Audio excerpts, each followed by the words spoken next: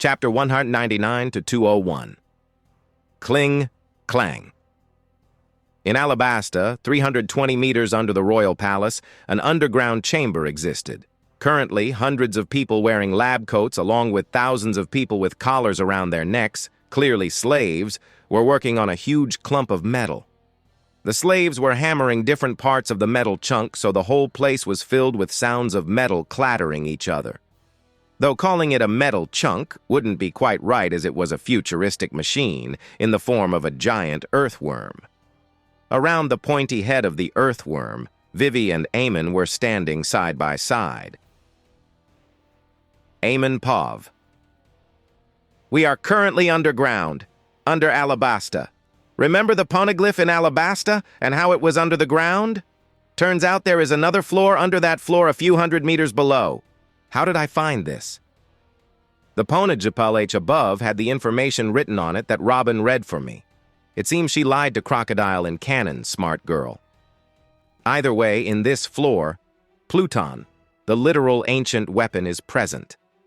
I had theorized a lot about what Pluton and Uranus are, and while I still don't know what the latter is, the first one is pretty clear to me. A giant mechanical earthworm? Yeah, I didn't expect this when I found it 2 years ago. And why is this so big? I looked ahead. My eyes were slightly awestruck. Wow, I can never get enough of this sight. I heard Vivi's voice from my side as I noted she was right. From my point of view, I can only see the head of the earthworm. But with my sensing ability from Goro, I can tell this thing is 3 kilometers big, easily able to take down cities just by rolling around. We weren't alone in this place. By many I mean thousands of slaves and scientists, were working on the metallic body of the ancient weapon, while I and Vivi stood a little far. As for why Vivi is here, she is the only one who can operate the thing, well, other than me. Having electrical powers is absolute when your target is a machine. Yet, honestly, there is no need for her to be here. Today, at least. Vivi! I called as she turned around with her bright blue eyes. You didn't need to come today. You should have rested, I said as she smiled. No way. I can't just leave my husband alone. That would be inappropriate for a wife. She nudged me and wrapped her arms on my arm. I will go everywhere you go. I kissed her on the forehead briefly and turned to the ancient weapon again. I tried my best to not smack Vivi on the face because of her clingy personality, so I rather started to think of random things. First of all, why am I here? More so, why did I say to Rocky that I would stay here for months? The answer to that question is, as much as I don't want to spend time with the seriously clingy Vivi, I need to be here. The ancient weapon is in a bad shape, very much destroyed. Parts of it are missing, and there is no way to fix it. Why? The first problem was, I didn't know how to fix it. I know quite a lot of things because my speed lets me learn anything I want in less than an hour, but that knowledge wasn't enough to make me think of ways where I can fix such a thing as this. So I did what needed to be done, get my hands on the blueprints. Yet after that, I still couldn't progress at all, because the metal the weapon is made out of is the most durable metal known to man. It probably is made of some variation of the poneglyphs, and poneglyphs are made of materials that can't be melted even after I use my plasma attacks. So in that case, attaching normal metals to fix this is not acceptable. It would be destroyed soon if I did that. So what now? That's where Wapol's fruit comes to play. In canon, Wapol had created something called Wapol metal that he created by chewing on different metals and creating a stronger one. Scientists were fascinated by it, if I remember correctly. Wapol could eat anything, even things like magma and poison, yet still be fine. So the best way to create a metal that can match the durability of Pluton is to make Wapol eat the poneglyphs and spit them out as moldable materials. So that's what I am doing. Since Wapol is dead and I had his fruit, I gave the fruit to a giant who has a big enough mouth to chew on a whole poneglyph without a problem. Of course, I didn't have a giant subordinate, so I had to buy a slave from Saubeodi. People might assume the hardest part was to get the poneglyph, But that's not the case. Apparently, the Poneglyph of O'Hara was underwater. As I said, the Poneglyphs can't be destroyed, so when the island was destroyed, the thing just submerged to the bottom of the sea. Robin never went to fetch it since she was too scared, so I had to do it. I only got one Poneglyph from there, and I have 10 more that I got from different parts of the world. I wonder how the government would react, knowing I'm stealing Poneglyphs left and right anyway. The giant I bought is a slave, so I don't have to treat it like a human. He works all day and night, chewing on normal metals and creating strong metals, and when the metal can't become any stronger, he takes a bite from a Poneglyph and chews it along with an already strengthened metal. And thus, Amon metal gets created. Finally, after a few months of work, enough Amon metal has been created to be used to fix the missing parts of Pluton. So here I am. I came here since only I can mold the metal as I please using a bit of electromagnetism manipulation. "Follow me," I asked Vivi as she nodded and followed behind me. I walked towards the giant who was munching on metals and spitting them out, his eyes hollow as he kept staring at the ground above. I touched a chunk of metal that he had spat out and controlled myself from feeling disgusted. I slowly streamed electricity on the metal as it started to heat up, slowly becoming red in color. As I said, Poneglyph metal can even withstand my plasma attacks, but this is not pure Poneglyph metal. It is mixed with different types of other metals, so it is a lot weaker than the actual thing, though it's still way more durable than any other alternatives. Either way, I can now heat it up enough to mold it. Just because I have electricity power doesn't mean I have full control over electromagnetism. I think I need to awaken my fruit for that. So for now, the best I can do is mold the electromagnetic field around the metal and reform it only when it's heated enough. Shh. The metal was now fully heated, and I could see Vivi standing a few steps back because of the heat. The awe was clear in her eyes. The metal then slowly reformed, taking the form of a humanoid being, and soon eyes, nose, mouth, and hairline appeared in the humanoid being's face. "Wait!" Vivi's voice rang out from behind. "Is that me? Wow!"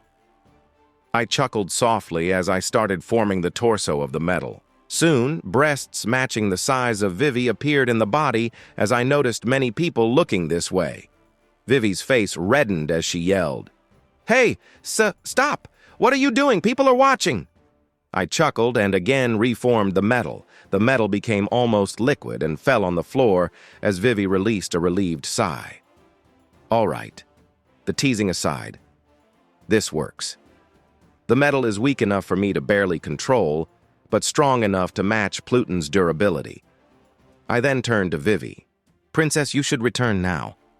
I would work here for at least 10 days straight. After that, I would need you to work with me, so take a break from everything for these 10 days. I want you to be in peak condition when I need you," I said sternly as she nodded. "This thing in front of me is not Pluton. Only when the machine would have a descendant of the Nefertiti family inside it, controlling it, would the machine be enough to be called Pluton. So Pluton is not a single thing. It's two things that make a Pluton. And why Vivi? To make this thing function, one needs to use hockey as its power source. But not everybody's hockey would work. Only the hockey of a person of the Nefertiti family can make this machine work. Well, at least for now. It's only a matter of time before I break this restriction." Suddenly, the decision of marrying Vivi wasn't just a politically horny thought. As my loyal wife, she would be a perfect weapon. Nice. A few days had passed since Luffy had dreamed of his nightmare. Honey Queen had let Amon know about that because of the words he spoke. Boy joy. Under the moonlit night, Honey Queen rested her hands on the railings of the deck while staring at the incoming island with an unimpressed gaze. "So that's Whiskey Peak, huh?" she mumbled to herself. Her real boss had started his journey from this island, so this place must be important to him, right? Or maybe not. He didn't seem the type, or at least she didn't think so. Recently, the crew had escaped Smoker after her captain was grabbed by Buggy the Clown and was almost executed. She was almost about to intervene when she sensed a powerful presence around the island, so she stopped. Monkey D. Dragon?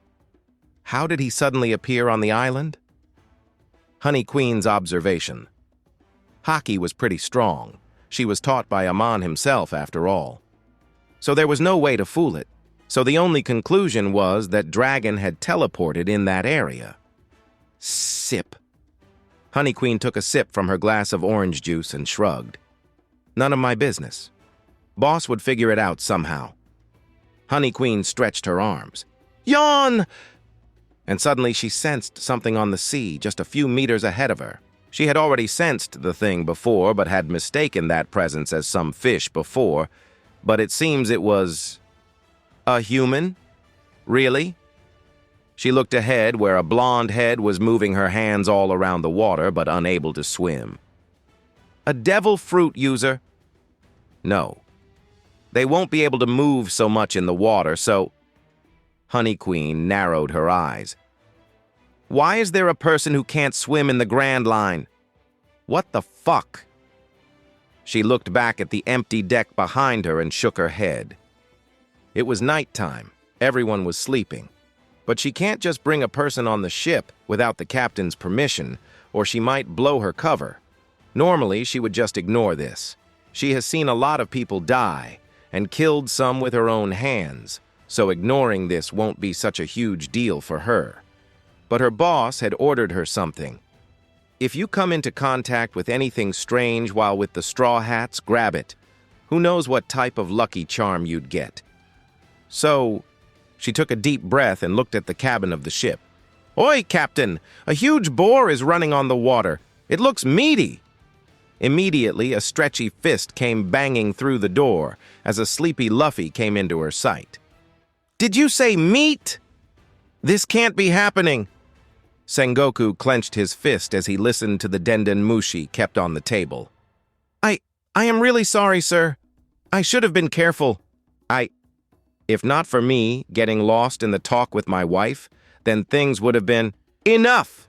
Sengoku slammed the table. Enough of that. How it happened is not important, not anymore.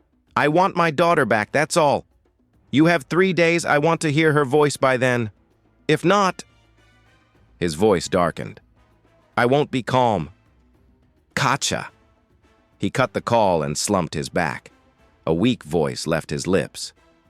Hopefully nothing bad would happen. Alice. His precious daughter has supposedly been kidnapped. She is only 15 years old and doesn't even have any friends. Heck, she can't even swim. She is that careless. She wanted to meet him since it's been 3 years since their last meeting, so he sent a rear admiral to fetch the girl from West Blue. Yet, midway on the road, when they stopped near one of Whiskey Peak's islands, the girl was kidnapped by some nobody pirates while the said rear admiral was busy quarreling with his wife on a Denden Mushi. That's where the problem lies. I should have sent a vice admiral at least. He should have, but he didn't. And now his precious daughter has been lost. At least the kidnappers most likely didn't know her identity. No, the girl would probably brag that her father is the fleet admiral so that she can escape. She is careless after all. Damn it. If only he wasn't shackled by the government, then he himself would have gone to fetch his daughter. Sigh. I now know why Garp always has a grumpy face. Worrying about his grandson must be tiring, Sengoku said as he leaned back on his chair. Only then did he realize his back was soaked in sweat. Phew! Meanwhile, Amon was clueless as to what was going on. He was still underground in Alabasta, fixing the ancient weapon. It's been 7 days since he started working here, so he was pretty close to fixing the damn thing entirely. Normally, fixing this thing would have taken at least 4 years even for him, so he divided the work first. 2 years ago, he made plans using the blueprints on what needs to be fixed. Secondly, the scientists fixed the interior of the machine, the wires, the lights, the power supply, and things that can be done without Amon. Those took most of the time, so he was already at the final stage. Now, according to the blueprints, Amon has to make the destroyed parts of the machine using Amon metal and then put the parts in the perfect place. The latter was easy, but the former needed him to exert great energy that made even him sweat. At first, I wanted to mass-produce this thing for each of my generals and then wreak havoc around the world. But at this rate it is going, that would be highly unlikely. Amon thought. If he really wanted to do that, he would need an actual supply of the metal that the poneglyphs are made of, not this ripoff. Now that I think about it, the easiest part of it all was getting my hands on the damn blueprints. Amon lamented while pushing a metallic plate on a broken part of the machine. Brainwashing Frankie was the easiest thing because even if I failed and he died, I would have just needed to change his brain with a computer and be done with it. Now that he thought about it, Frankie dying wouldn't even have been a problem. Maybe in this timeline, Iceberg would have joined them instead. Either way, the point was to groom Luffy. As much as Amon had confidence in himself, there might be some bullshit that even he can't outcome, at least not currently. What if Emu had some fruit like invincible fruit that lets him become invincible with only one type of hockey being able to hurt him, and it's Joy Boy's, Luffy's, hockey? Sounds like bullshit, but Amon was paranoid. As much as this world was real, it's still based on an anime world. Anything can happen. Amon had already decided what he would do. After the War of the Best, he would take at most 1 month to defeat all the emperors, as long as there is no change in the plans. Odin's diary said Emu would only be freed when someone finds the One Piece. But what if the thing that's keeping him locked in Marie-Joie breaks down before that? Amon has already proved Shiarly's predictions aren't absolute. So what guaranteed the previous Mermaid Princess's predictions to be absolute? He always had that feeling of being watched, but that wasn't that apparent before he left for the moon. On the moon, he felt safe. He felt he was out of everyone's view. So what made him feel the opposite on the Earth? He didn't need to use his genius mind to guess the reason. Emu was watching. Always. Even when he had sex. That idiot even observed him when he was shitting, though not always. Amon sometimes wanted to Thor the whole Marie-Joie, but decided against it every time. What if that broke the barrier he was sealed in? That would be a stupid way to die. Yes, Amon was confident that Emu would be able to kill him. Hockey was bullshit. A weakened Rayleigh could match Kizaru. Yeah, Kizaru wasn't really light speed, but Emu was also not Rayleigh. The only information on Emu that Amon has is that he is more than 800 years old, so in that case, Emu can even be 10 millennia old, no? Anything is possible, and when someone brings time into these possibilities, things tend to become bullshit. To even guess how strong Emu might be, he would have to compare him with endgame Luffy. Amon had once said rubber isn't OP, but Gomu Gomu no Mi is not just rubber. It's DBZ-level bullshit. By the time Amon had died in his previous life, One Piece was finished, but unfortunately, he had already stopped reading the manga after his father's death. Yet, from the leaks on the internet here and there, he knew Luffy's Gear 5th could even stretch the concept of will, thus reaching a simply impossible level of hockey. Unfortunately, he didn't know more than that. So, if Luffy has such powers, what stops the main antagonist from having something more broken? In that case, wouldn't it be better to let Luffy, the man fated to battle Emu, to do his job? That's why Amon has kept Luffy alive to begin with. Suddenly, "Argh, fuck! This is why I don't like being alone," Amon said out loud as he began pushing the metal bar with more force. "I can't stop thinking about useless things." While the scientists didn't even spare him a glance, seemingly used to it by now, Amon thinned his lips. "But I want to finish this baby before the War of the Best. The world shall see what true destruction is, heh heh." He grinned and punched the sheet of metal hard as a click sound resounded. Done. It's been 13 days since I've started working here. I've almost finished fixing the whole thing to an acceptable degree, and Vivi has joined me 3 days ago, so things have been easy with her sand soldiers helping me. Vivi can make strong sand soldiers, but one bolt of lightning turns them into glass soldiers. Nice, isn't it? Things have been fun now that Vivi is here since I can take a break every now and then while being able to distract my mind. Also, today is an interesting day as I would test Vivi's compatibility with the damn machine. While the machine isn't fully fixed, it's good enough for a test run. There is a cockpit in this thing, but there is no controller there. At first, I thought, wait, is this shit broken? Even the blueprints disappointed me. But a quick look at the poneglyphs by my Robin-chan revealed that there is actually no need for controllers for this machine, as any member of the Nefertiti family can be used as the controller. I finally understand why the government was targeting my poor wife in the canon timeline. Are you ready? I put my hand on Vivi's shoulder. We were inside the cockpit, if this can even be considered that, while Vivi was standing beside me a little nervously. Don't be nervous, I am here. But what if this thing drains my hockey dry? It's 3 kilometers long after all.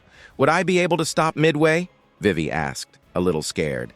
The machine operates by channeling the hockey of the driver throughout its body. I can see why she is scared. Nah, no way. It doesn't actually use your hockey to operate. It converts the electromagnetic field in the air into energy and then operates. Hockey is just needed to start the engine and also guide its movements. Theoretically, it shouldn't use that much hockey. Or so that is how it works from my understanding. Ah. Vivi gave him a meek look. All right then. Amon knows the biggest weakness of Logia is hockey and water, but for sand fruit, the latter is more extreme. So to defend against them, the user would need stronger hockey too. So Amon has taught hockey to Vivi personally, though she can't use advanced armament yet. She has strong hockey for a 16-year-old. All right, start. Hearing Amon, he patted her shoulder. Vivi took a deep breath and touched the only thing inside the cockpit, the monitor, and channeled her hockey in it. Zhunk.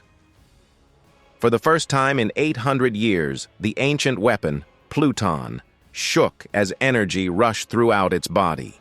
Ah, what's happening? However, that wasn't the only thing moving. The walls of the cockpit also moved. They started to clasp Vivi and Amon almost suddenly. Amon frowned as he immediately entered lightning speed. What's this? The blueprints didn't say something like this. He observed the almost frozen world and Vivi's horrified expression. Are the walls trying to crush us? Or, wait, why am I guessing? Amon face-palmed and shook his head. I can just see the future, he mumbled while his eyes flashed bright red briefly as the vision that would have happened seconds later appeared in his mind. He stopped watching the future and raised an eyebrow. Interesting. The walls weren't about to crush Vivi. They were about to merge with her, similar to Titan transformation from Attack on Titan except for all the blood and muscles making it less horrifying. The machine here would just wrap around her body, only barely tightly, and connect with her brain, thus giving her control over the mechanical earthworm known as Pluton. Nothing bad, at least. Amon decided to not intervene with the merging process and teleported outside the cockpit. He canceled his lightning speed and watched as Vivi's muffled scream entered his ears. Minutes passed while Amon waited for Vivi to start talking. But instead, the worm's head twitched as it moved upwards, seemingly looking down on Amon. Oi, Vivi, you still alive? Oi, cook, bring me some more spices. Yes, Alice-chan. Honey Queen had a frown on her face as she observed the blonde girl order Sanji around like her personal lapdog. You don't like her at all, huh? Nami's voice caused her frown to ease up as she shot her a glance. I don't like bratty kids, Honey Queen commented as she went back to eat her food. Meanwhile, the blonde girl finished her meal with a smile on her face.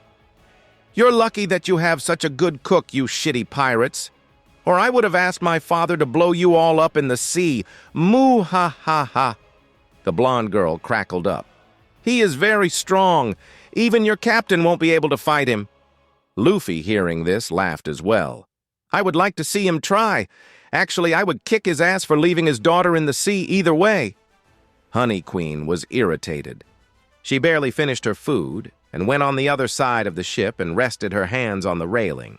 She slid her hands in her jacket and took out a packet of cigarettes. But upon opening it, she was disappointed to find it empty.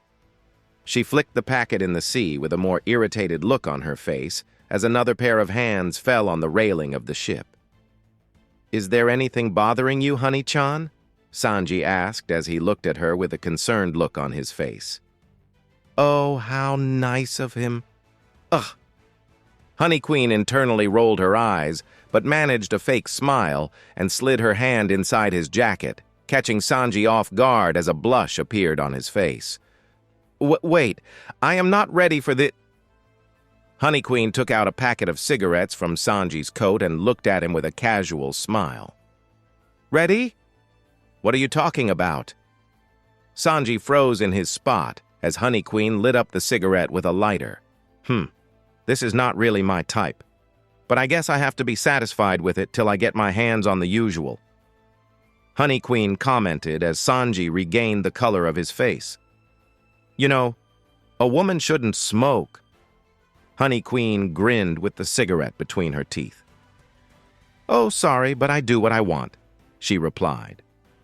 She wanted to continue with something like, "Even if that was not the case, I'm not going to listen to the words of a beta male."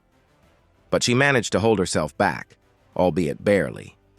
Sanji then asked again, "If there is anything, you can talk to me." Honey Queen took a puff as she looked at Sanji's eyes. Sanji was a gentleman, not her type. And unfortunately for the man, even if he was her type, her heart was already taken.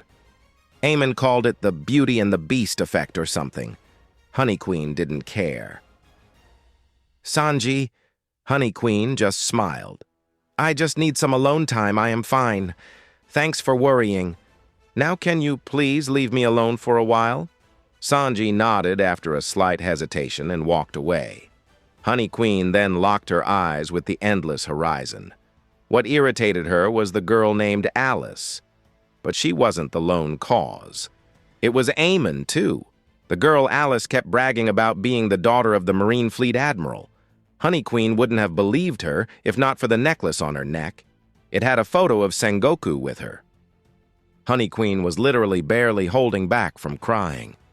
Fucking Fleet Admiral's daughter is in the same ship as her. What the fuck? Honey Queen felt an admiral would come any time and grab the back of her head and bash it into a mountain. And her lifeline, Amon, hasn't been responding to her messages for weeks. What was he doing? This is an opportunity to kidnap the Fleet Admiral's daughter, but he is nowhere to be seen. What is wrong with that bastard? Honey Queen felt cold sweat gather in her forehead as she slowly took deep breaths in. It was then when her smart dial, a variant of smartphone, rang.